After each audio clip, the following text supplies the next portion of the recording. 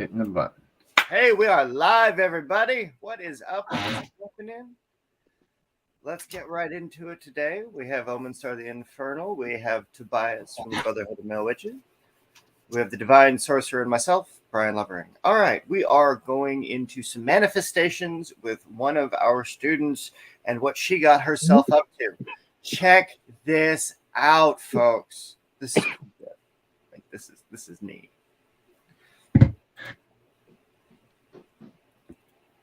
Yeah.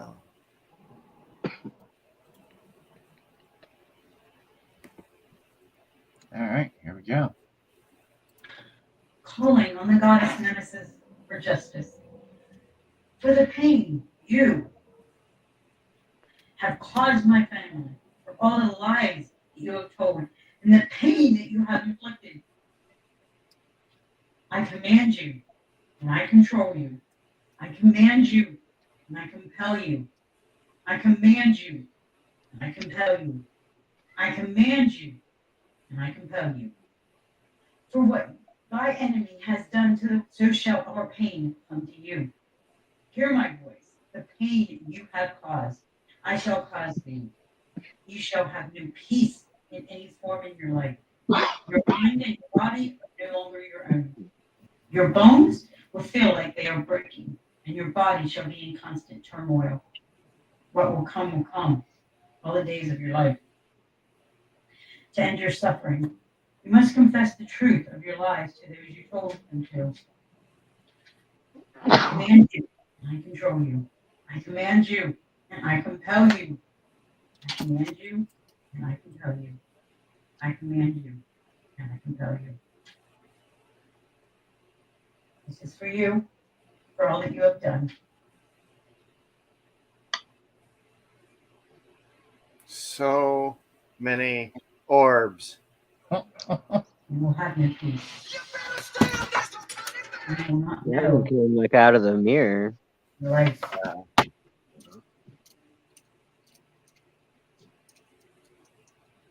This is neat stuff.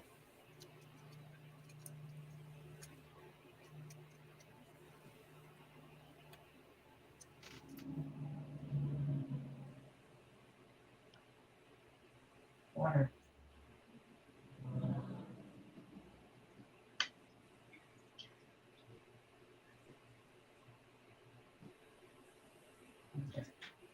The earth. You will be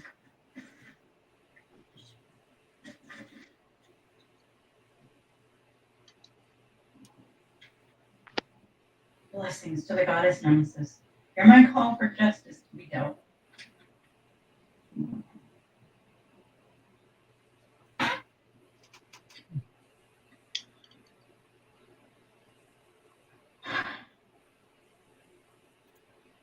Wow. Those orbs, man. Those orbs. Like, starting in with the call, she's got the light that goes across her back to create the boundary space, right? She's got those things coming up out of the shadows around her while she's making that conjuration. The shadow at one point looked like it was looking down at the workspace. Right, like she's watching out of the shadows. It's very, very epic. And so That's what happens when you call upon these deities in such emotion. Like, right. And so for a little bit of the background, this was a deeply emotional moment where you've got someone who researched the dark feminine, someone she could connect to, right? You've got Nemesis, who's one of the scariest things in all of creation. Just flat out terrifying if you do the research on that energy to see what it does, and how to reconcile the pain and to go to the primal aspect of what would be the outcome and the effect of that progression of action, right? How to counterbalance the negatives in someone's behavior to where it caused the destruction and the ruination, to where you are justified in your action of seeking out things of the darkness in order to be able to cultivate that relationship of restoration so that you can release that moment. I sent her the link in case she wanted to come up. Yeah, great. Yeah, if we can get her on, let's get her on to talk about it. Because I know she's chat moderating right now. So say hi, everybody in the chat. And thank you for her content submission on this, because that kind of manifestation, that kind of calling to the wandering spirits, to these kinds of things that walk with that particular energy form, right? It's like I work with Themis, her sister, and it's not. She'll be here in a minute. Yeah, it's not. It's not as raw as dealing with Nemesis. Like dealing with Themis is natural order, right? But what happens when natural order breaks down? Well, that's your sister's job. She goes and deals with all of that, and how those balances work. It only is specific to the type of individual that is able to call upon it. Awesome, Caucasian Sasquatch. I appreciate you being here in the comments. Thank you so much, buddy. My buddy, where you at? I didn't even. Oh man. There we go. Caucasian Sasquatch. I can't. Why can I never chat in this thing? I don't know. Comments are up on the side. It's not giving you those? No, it's giving me the comments, but it don't give me a box down here to respond. I have to go over here to YouTube. Oh, boo. All right. We got to figure out how to make that work. Yay, technology problems. I'm not ignoring you guys, really.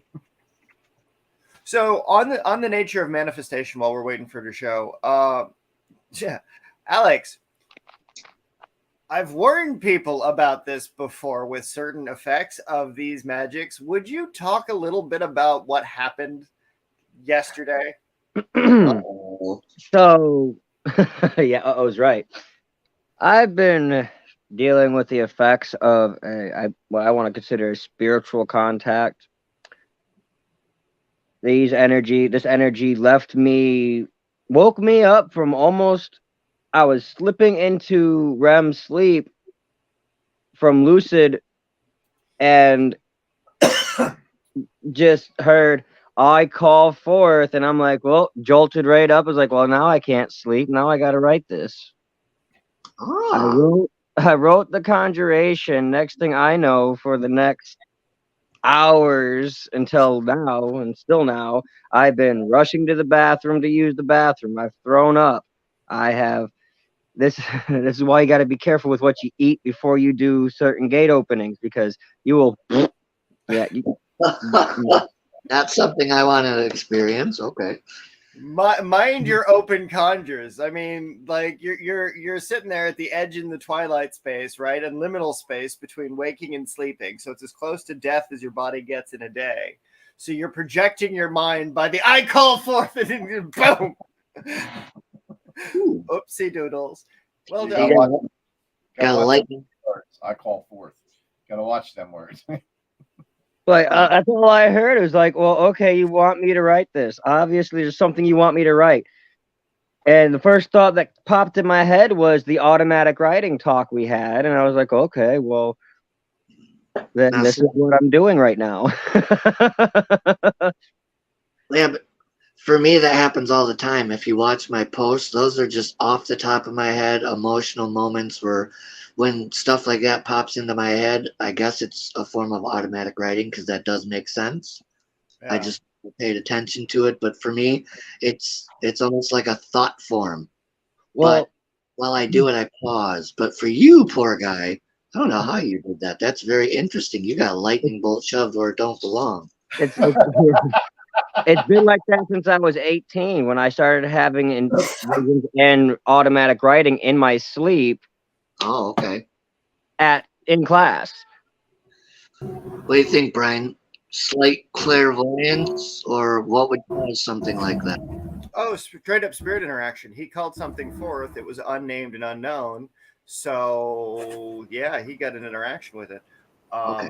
There was a witch once that I was teaching these conjurations to.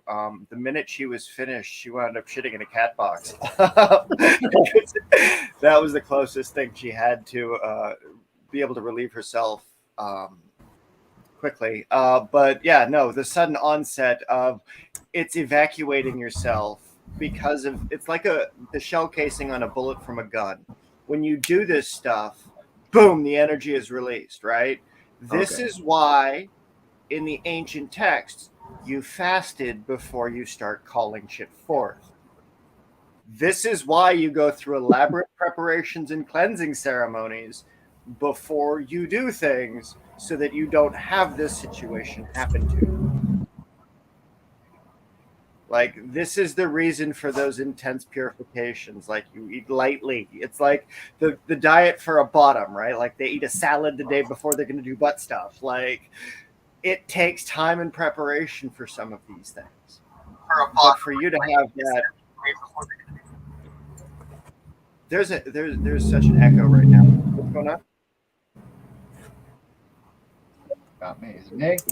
That was weird. That was weird. Wicked Angel, you got no video. Where are you? Yeah, I can't get my camera to come up. Oh no. My camera won't come on. No. The settings looks like it's set to OBS. Do you have to load OBS first and then back out and then come back? Okay, wait a minute. Oh, I have to load OBS first. Yeah. Okay, And then let you come me bring up my, okay, let me do that. Cool. We'll see you in a minute. Come This is on. gonna be fun. What have we here? Cultivating basketball season. What is Witchcraft, up, my friend. Kimberly? Witchcraft. What is up? Good afternoon. Oh, Good cool. afternoon. Welcome. So back to the conjuration, though. What did you exactly think about it? You know, I didn't. I put a little bit of the Sumerian in there because it rang. I was like, okay, well, this is definitely something.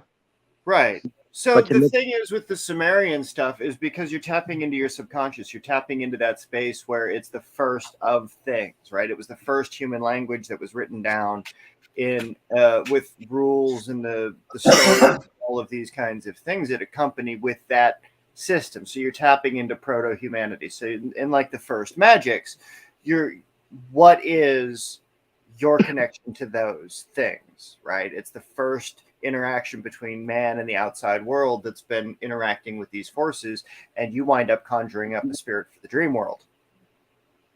Like, that's pretty badass. Did you intentionally seek out that particular entity or that particular concept? yeah, I had a because I was thinking, okay, well, what's the best way to bring forth, automatic writing? Well, dreams hold prophecy, so I looked up gods, and I was like, well, then I heard a ring, and I was like, okay, well, let's try Sumerian. And I looked up Sumerian dream, and the first thing that popped up was Mamu. So I was like, all right, well, let's read about the characteristics of Mamu through Wikipedia. And okay, also goes by the title Dinger Muda, I think is what I put. Let's see here. Yeah, I think so. But so I was like, because that means I think Still it not says working. dream, deity of dreams. That's what I think. Let me check that real fast. That was my next question. Was what is his name? Yeah, and then what kind of offering can you do to beseech it so that it's not a malevolent entity that you can put up a candle for and light and focus on it? Still having Right. problems, Wicked Angel? She has to close her OBS and go into the settings in the StreamYard. Oh, that's what. Close your OBS program. Yes, I am. I got my OBS up. Yeah, she has to close that because the settings she needs is actually in StreamYard, not OBS. Oh, okay. It's not going to be like Zoom where you've got to do the one and then the other.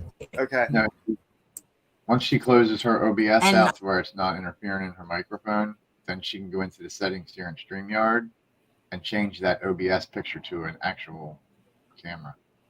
She can't do it from the OBS platform because this is StreamYard, it's not OBS. Right. Now for me, it'll bring me to a separate page and then tell me to connect through Chrome. Where the first time we did that, it went right to it. So, when I get a computer, because that's on my list, I'll have to remember that. That's good.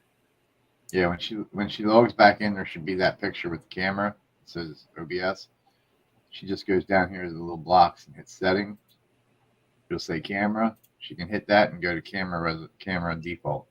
It should bring up the camera. That's what mine does. That's good. I look forward to seeing what happens with our getting back on here, because it'll be fun to ask her a couple of questions about what she's been experiencing since then, for what she can talk about anyway. So that'll be fun. What were you doing? I saw Michael out and about this weekend. How was your festival? Oh, me? Yeah. It got as far as the parking lot. Everybody come in and was like surrounding my hat, but they didn't have it there. They moved it and didn't tell nobody. So there was like people there from New Jersey wanting to, just sit down and partake. And yeah, they up and moved it to the Poconos and didn't leave anybody in Kutztown now. So we went and there was an antique show or whatever there. Nice. I came back. No, I saw Brian went to a show, and I saw a couple of them over the weekend. Yeah, there's some interesting things in the future now. This one flogger called Shrek, and that two-handed behemoth of a thing. Is that a human being? It came pre-named. Like one of them came pre-named. The other one was. It's made by a guy who makes them local. And what's really cool about the local artists is the story that they have that goes with it, of just like, well, when he demoed it, he's like, well, this is just a level 3 impact according to his like thing. Straight up knocked the wind out of the fellow that I was with. So that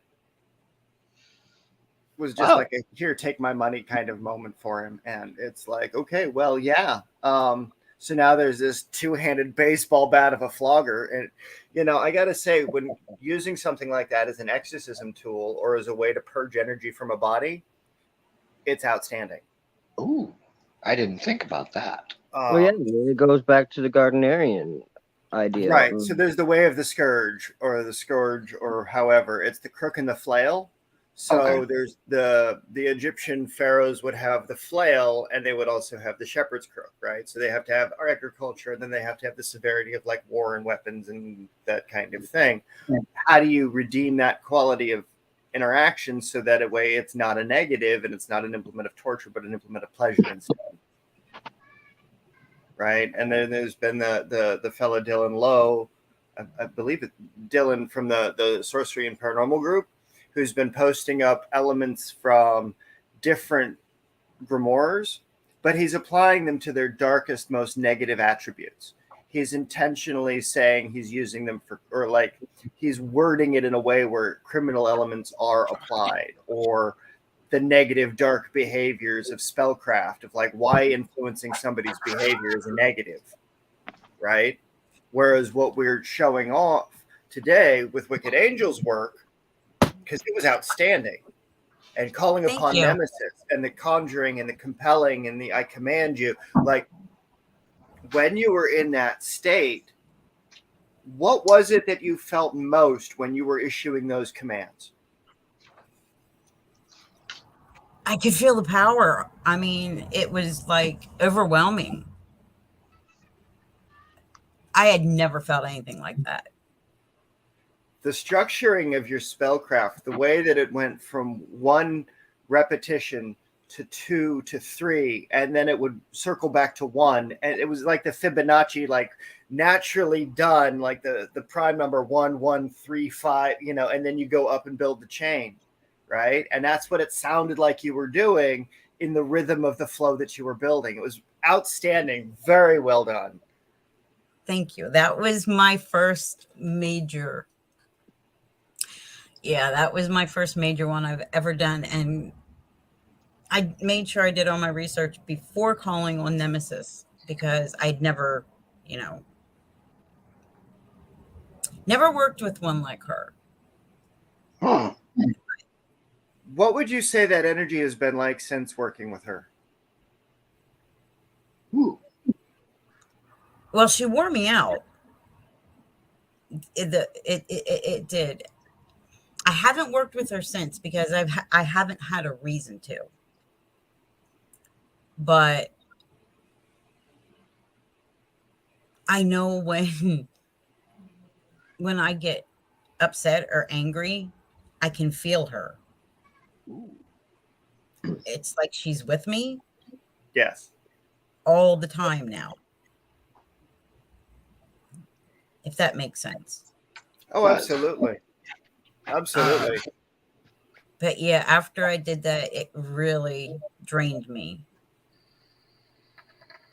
But it was Now, well worth it. and you've been seeing manifestations from this? Mm-hmm. Yeah. Excellent. Are they Yes. along the lines of what you had anticipated? Yes, they are. I mean, and the things that have happened, the things that he done after this proved to me that she really did work in my favor, in our favor, That's for what I outstanding. called her to do. I was extremely excited about it and just amazingly impressed. I mean, I made I knew in my heart it would work because I had elements that were his. Like the puppet I made was made out of a headband that he had wore. The dirt that I used was not just dirt from the property, but also dirt from the pots. That's great. And I figured the closer I could get to using the elements of what was involved would make it more powerful. Awesome. So Outstanding job. Outstanding job. What would you say to somebody who would be, what is the line in the sand that you had to draw for connecting to a dark feminine energy like that? I didn't. I drew no line in the sand for myself. But for somebody first time working with her, if you're at all nervous or scared, be very cautious because it could come back on you. She's not afraid, she's not weak. She's strong and she's looking for the words. Well, sounds like she has a specific focus, specific energy, pretty intense. And I'm going to guess you're trying to say be very careful, do all your research. Yes. Okay. You have to. Yeah. You can't just call on some goddess or god and not do your research into who they really are and what they can do for you. Right. And what you're going to owe in return for that. Yes, exactly. Because you can actually harm yourself if you don't know what you're getting into. That's exactly like with my conjuration from last night. I didn't know what I was getting into. Just had a conjuration pop in my head, wrote it down, and next thing I know, I'm sick for the next day. Oh, Yeah. yeah. And that's something with initial contracting with spirit entities that I've experienced numerous times, because when I'm on the edge of sanity or on the edge of pain between the liminal states with my own body issues, the IBS problems and things like that, there's an intense pain moment that accompanies that. And in that intense pain moment, it allows for the ease and projection of the body because you don't want to be in it anymore. You want to be able to disassociate from the pain. And so you can project yourself into a state where you're able to be more psychic than normal in an intense situation like that.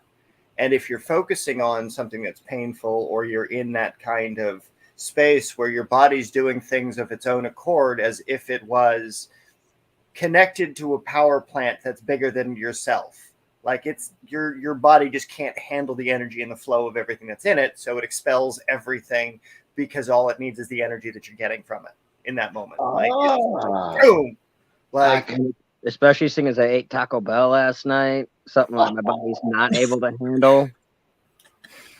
Nobody's body was made to handle Taco Bell. That's the benefit of Taco Bell. It's like it's almost like White Castle. Well, yeah, but being gluten intolerant, going to a place where mostly gluten, yeah, not a good idea. Yeah, I eat Taco Bell too much, man.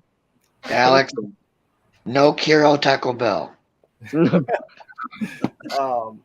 So yeah, no doing that. But yeah, and if you're doing random conjurations of the I call forth moment of whatever it is that you're trying to connect to and to be able to process, like you were doing with those liminal states, if there had been a video camera around, like with what Wicked Angel had with those orbs and stuff, it would have been really interesting to see what was going on in the space around you when you were doing those conjurations as well.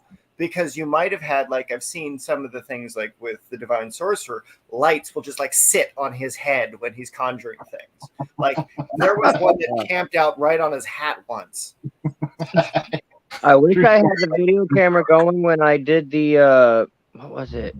I think it was the Sun Gate. Yeah, when I did the Sun Gate and the spirit popped up in the TV. Oh, that would have been nice. Yeah. So it's these moments of documentation are rare, and it does violate that tenet of keep silent when it comes to what is the magic that you're doing and why are you doing it. But rather we're providing the foundations of living grimoire traditions. Like this is a thing you did, a conjure that worked beautifully, had little manifestations, and it had a physical response. And so even the fact that in the initial interaction with the spirit of the dream world that Omenstar was conjuring, and the fact that he wound up cleaning out his system in relationship to that energy, it's still manifestation.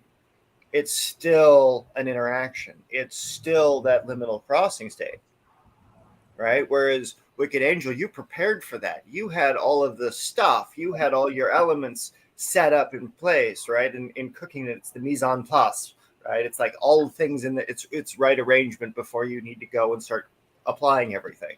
Yes. Right. So what I've learned from this conjuration that I wrote and I'm going to be using and practicing with to see where it goes. I'm guessing it wants me to have a clean system. So probably fasting would be a good idea to when working with this conjuration. So I'm gonna try that next time. Yeah, about it. If you can do the fast about a day before, like the intermittent fasting, that would be what I would recommend. But again, it depends on your diet. It depends on if your body can handle it or not, and how your body handles it. So I'm not recommending eggs and rice, a lot of rice, the day before fasting. Yeah. Why is that? Well, rice holds on longer and sticks longer, as well as it's I'm able to eat it. Oh, okay. So no, I like that idea.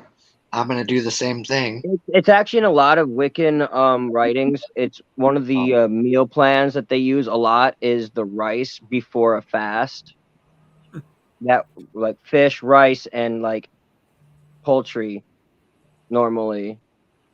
And so, depending on the kind of work that you're doing, you can incorporate one more further step to it, right? And in Taoist traditions, they have a blessing of the purple light. So they'll call forth the purple color and they'll bless the white rice to be imbued with the elements of purple, or the water that they drink for the day of the fast. So that way, as they're imbibing on the neutral substance, they're still taking within themselves some form of vitality and energy. Okay. So I'll be able to drink, just not eat. Right. Okay. It's the energy. Remember, and even if you do eat, depending on the type of spell and the elements involved in the spell, if you eat the foods that are of that element, of Right. that planet, you'll still have the physical effect of all of that energy shunting through your body and then suddenly releasing. It's like when you do a spell, you're pulling all that energy down really, really, really, really tightly, and then boom, it releases. So everything releases. Like a rubber band. Exactly. And so you're putting your physical form right at the sphincter of creation. And so when that shockwave affects the physical body. Fuck her up, man. Right? It's like pull out the cat box, like fuck. Do I need to be sitting on the toilet? The proper response is have one close by. And if you ain't got one close by, make sure you got a bucket. 5-gallon bucket works great. Yep. Right? Oh, you mean Cat that in the toilet. bathroom? This is one of those things where these energies and these cultivations, the stronger your body becomes in relationship to these energies. This is why you do the Neigong or the inner alchemy stuff.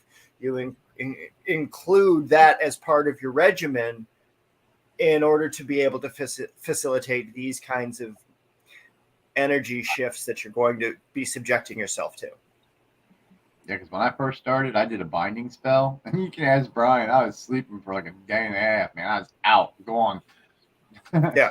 Literally took me a day and a half to recuperate. But now I can do 2 or 3 binding spells in a day. It'll take some out of me, but The sun gate opening really took a lot out of me. yes. That's for sure. That was the first one I actually orchestrated to do properly instead of just, hey, it just so happens to line up. Right. And when you get into that proper alignment aspect and you start listening to the binaural beats, or you start listening to those frequencies at night before you sleep, as you start getting into these rhythms, your body will start to change. Right. You know, and that's one of those things is like, I've taken some time off from doing that, and all of my practice is leading me back to it. Right. And it's that process of like, okay, well, I'm not going to do it, but I still need to do it. And I know that I need to do it until all of my life matches up to where that's the only thing that I have left to do and everything else progresses. So this stuff comes over time. So as you learn it, as you start to integrate it, if you don't do it every night now, that shit comes in time. Mm-hmm. Just start trying to implement it slowly over a period, you know, and the more you do these gate openings, the more you guys are doing these kinds of spell crafting, right? The more that you're playing with your inner energies, the easier this stuff is going to be when it comes to manifestation for you. Like the easier your body's going to be able to just like throw out ridiculous spells all throughout the day and be all like, okay, well, I'm doing these things now. And your body gets into a cycle and a rhythm and things like that. But I do have a hard stop today. I have to get going to another meeting. We can continue this another time, guys. Thank you so much for chatting about your manifestations and your cleansings and all of the things to get into the nuance and the specificities of these kinds of work. Beautiful. Thank you for your contributions, Wicked Angel. Thank you, Omen Star, for talking about delicate subjects. Thank you, Tobias, for joining us today, and the Divine Sorcerer. Chat with everybody who's in the comments. Kimberly, thank you. Caucasian Sasquatch, thanks for chiming in earlier. We'll see y'all later. Man. Ladies. Toodles.